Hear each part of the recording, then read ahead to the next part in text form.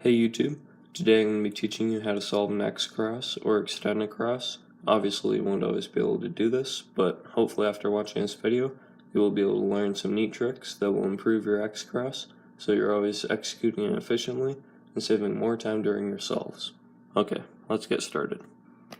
So for this example, what you'll notice is the cross edge piece with its correct corner piece, and the F2L edge only 3 moves away from being inserted.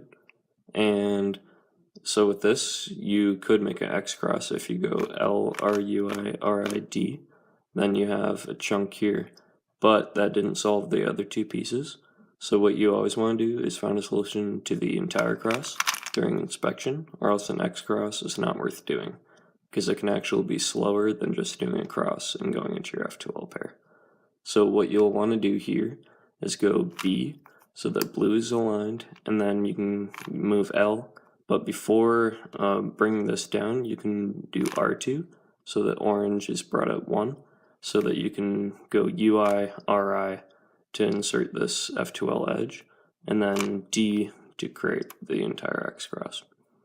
So for this example, what we'll notice is a block is solved here. So if you were to go L, D, R2, you could create this chunk, but that didn't do the other pieces of the X cross. So what you'll actually want to do here is go DI and then RIL and D, and then you'll go RI to create the X cross. So this is a fairly easy X cross solution. You'll want to go B so that blue and red are beside each other, and green is already set up opposite to blue.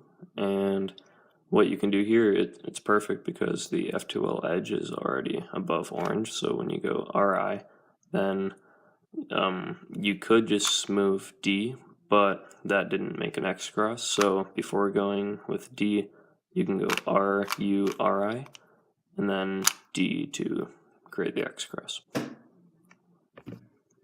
So with this example, what you'll notice is a F2L pair is already created.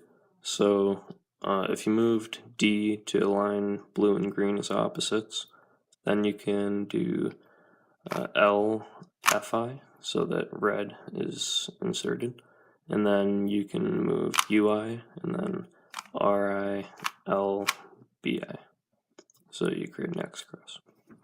I hope you enjoyed this X cross tutorial, and this was just an introduction into how to make an X cross.